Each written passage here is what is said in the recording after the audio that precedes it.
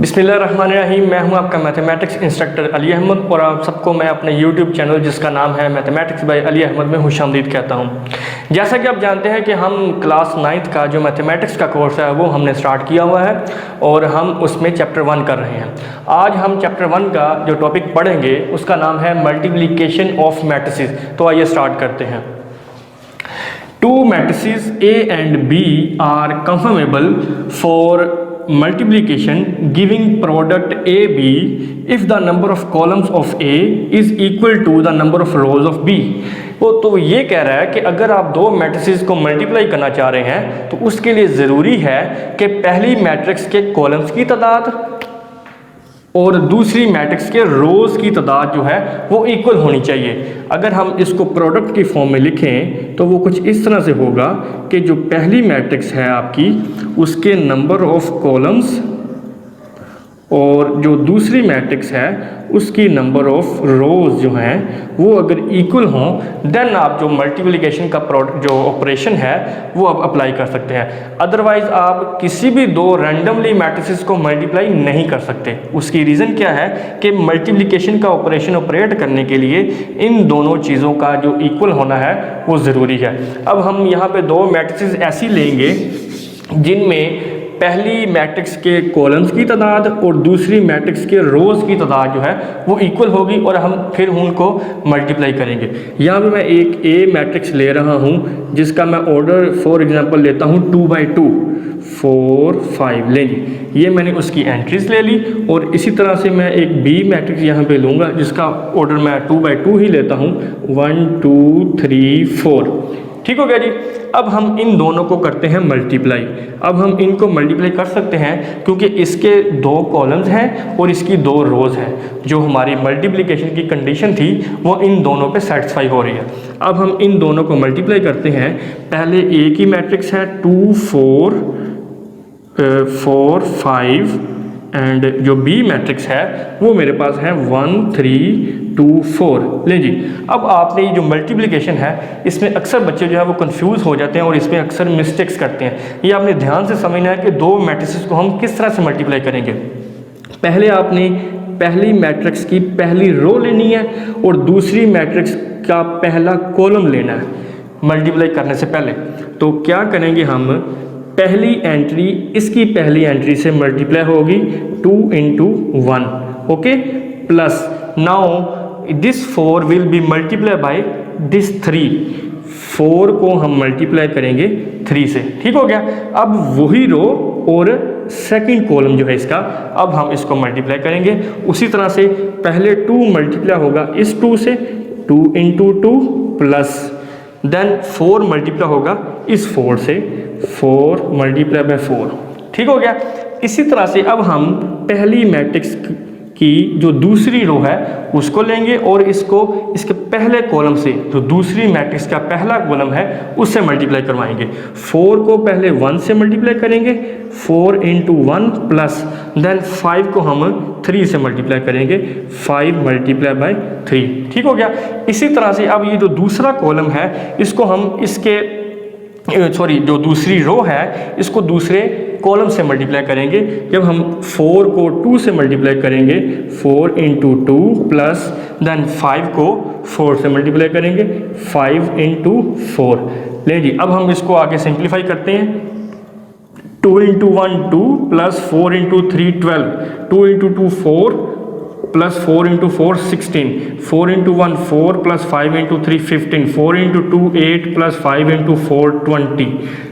नहीं जी, अब हम इनको ऐड कर लेते हैं 2 + 12 14 19 20 28। ले जी, इस तरह से हम दो मैट्रिसेस का जो है वो प्रोडक्ट हम फाइंड कर सकते हैं। ले जी, नेक्स्ट जो मेरे पास टॉपिक है वो है एसोसिएटिव लॉ अंडर मल्टीप्लिकेशन। जिस तरह से हमने एडिशन के लिए देखा था कि एसोसिएटिव लॉ मैट्रिसेस में होल्ड करता है, उसी तरह से जो एसोसिएटिव लॉ है ये मल्टीप्लिकेशन के लिए भी होल्ड करता है। एसोसिएटिव लॉ क्या है ये आप जानते हैं। ए बी पहले इन पे ब्रैकेट आएगी देन सी इक्वल्स टू ए और ब्रैकेट आएगी बी और सी पे। ये 3 ऐसी मैट्रिसेस हैं जिनके ऑर्डर जो है वो सेम है हमारे पास। ये है जी हमारा associative law with respect to addition. लेकिन जी नेक्स्ट जो हमारा टॉपिक है वो है distributive laws of multiplication over addition and subtraction. कि ये जो डिस्ट्रीब्यूटिव के लॉज हैं ये भी मैट्रिसेस में होल्ड करते हैं। पहले हम बात करेंगे distributive laws of multiplication over addition की। लेकिन जी यहाँ पे हमारे पास सबसे पहले है कि a into B plus C equals to A B plus A C. इसको हम कहते हैं लेफ्ट डिस्ट्रीब्यूटिव लॉ।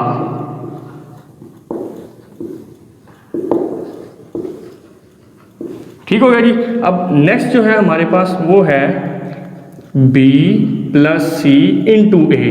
पहले a को लेफ्ट साइड से मल्टीप्लाई करवाया, अब राइट साइड से मल्टीप्लाई करवाएंगे जब हम B A plus C A. This is called right distributive law. ठीक हो गया। ये तो था ओवर एडिशन। सिमिलरली लेफ्ट और राइट जो डिस्ट्रीब्यूटिव लॉज हैं ओवर सब्ट्रैक्शन अब हम देखेंगे। ये जी है a b माइनस सी। ठीक हो गया। अब हम a को अंदर मल्टीप्लाई करवाएंगे a b माइनस ए सी। लेकिन ये भी लेफ्ट डिस्ट्रीब्यूटिव लॉ है ओवर सब्ट्रैक्शन। ठीक हो गया। और फोर्थ नंबर पे मेरे पास है right distributive law over subtraction. जिस तरह से हमने जो राइट डिस्ट्रीब्यूटिव लॉ है विद रिस्पेक्ट टू एडिशन देखा था, उसी तरह से विद रिस्पेक्ट टू सब्ट्रैक्शन है। तो ये मेरे पास आएगा B A minus C A. ये हमारे पास right distributive law over subtraction आ गया। ठीक हो गया। ये चारों लॉज जो हैं ये मैट्रिसेस में होल्ड करते हैं। उसके बाद जो नेक्स्ट टॉपिक है मेरा वो है जी commutative law of multiplication of matrices. ले जी ये ज़रा इंपॉर्टेंट है, इसको आपने ध्यान से समझना है कि जिस तरह से हमने एडिशन में देखा था कि कम्यूटेटिव लॉ मैट्रिसेस में अंडर एडिशन होल्ड करता है, अब हम ये देखेंगे कि क्या commutative law with respect to multiplication क्या मैट्रिसेस में होल्ड करता है या नहीं। लेकिन जी यहाँ पे in general A B is not equal to B A. उसकी रीज़न क्या है? उसकी रीज़न ये लिखी हुई है जी, क्योंकि जब भी हम दो मैट्रिसेस को आपस में मल्टीप्लाई करते हैं तो उसकी कंडीशन ये है कि पहले मैट्रिक्स के कॉलम्स और दूसरी मैट्रिक्स की रोज इक्वल होनी चाहिए। तो इस सिचुएशन में क्या होगा कि अगर हम इन दोनों की जगह चेंज कर दें, कम्यूट कर दें इनको, तो होगा क्या कि दोनों के ऑर्डर जो हैं वो चेंज हो जाएंगे। तो इसलिए ज़रूरी नहीं है कि जो आंसर ए बी का आया है वही आंसर बी ए का आएगा। इन जनरल ये होल्ड नहीं करता। हाँ, किसी पर्टिकुलर केस में ऐसा हो सकता है कि दोनों मैट्रिसेस की जगह चेंज करने से प्रोडक्ट का जो आंसर है वो सेम आए। लेकिन ये तो कुछ चीज़ें थी जो हमने आज पढ़ी। अब हम नेक्स्ट इंशाल्लाह एक्सरसाइज स्टार्ट करेंगे, एक्सरसाइज 1.4। इसका जो पहला क्वेश्चन है वो कुछ इस तरह से है कि which of the following product of matrices is confirmable for multiplication. अब कुछ मैट्रिसेस जो है वो हमें गिवन है और हमने ये देखना है कि इनमें से कौन कौन सा जो पेयर है उसको हम प्रोडक्ट फाइंड कर सकते हैं या नहीं। अब जब हमने मल्टीप्लिकेशन ऑफ मैट्रिसेस की डेफिनेशन पढ़ी थी उसमें हमने ये देखा था कि अगर दो मैट्रिसेस को आप मल्टीप्लाई करवाना चाह रहे हैं तो उसकी कंडीशन ये थी कि पहले मैट्रिक्स की कॉलम और दूसरे की रोज़ इक्वल होनी चाहिए, देन मल्टीप्लिकेशन पॉसिबल है, अदरवाइज पॉसिबल नहीं है। तो सबसे पहले जो इसका पहला पार्ट है वो अगर आप उसके गौर करें तो जो पहली मैट्रिक्स है उसके कॉलम्स की तादाद है 2 और जो दूसरी मैट्रिक्स है उसकी रोज़ की तादाद भी 2 है। It means the number of columns of first matrix is equal to the number of columns of second matrix, rows of second matrix, then the multiplication is possible.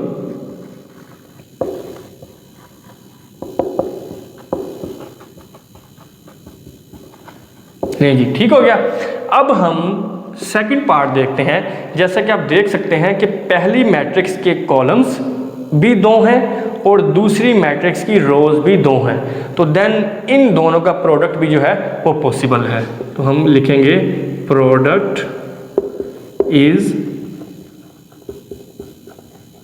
Possible. ठीक हो गया। मल्टीप्लिकेशन कह लें या प्रोडक्ट कह लें, एक ही बात है।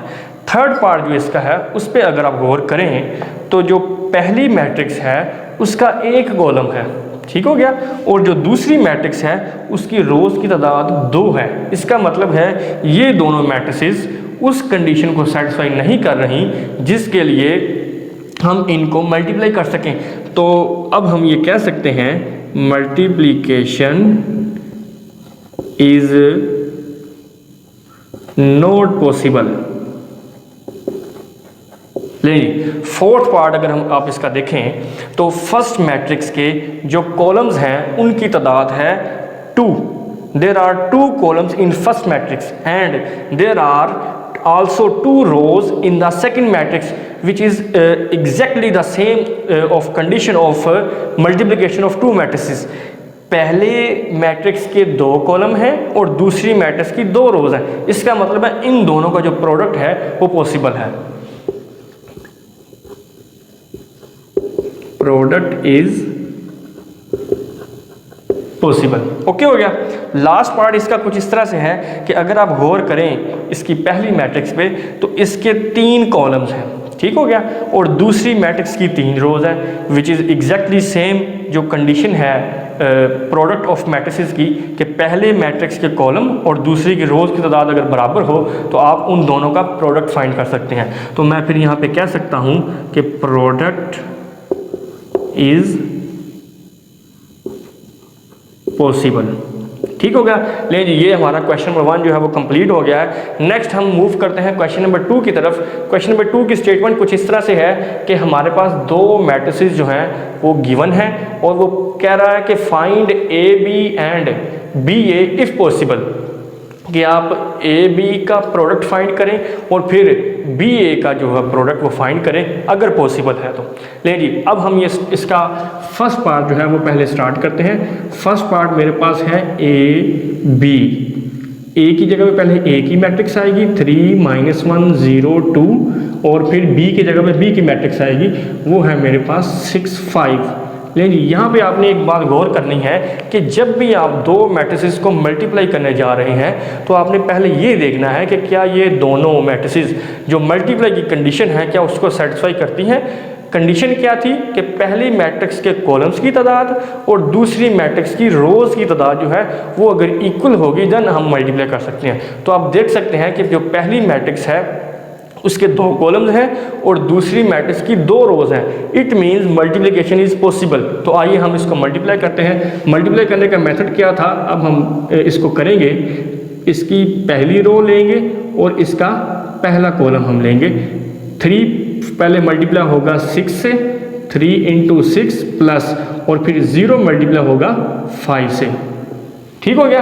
अब दूसरी रो वही कॉलम, क्योंकि इधर कॉलम ही एक है। -1 पहले मल्टीप्लाई होगा 6 से प्लस और 2 मल्टीप्लाई होगा 5 से। ओके हो गया। अब हमारे पास ये जो है वो मल्टीप्लिकेशन कंप्लीट हो गई है।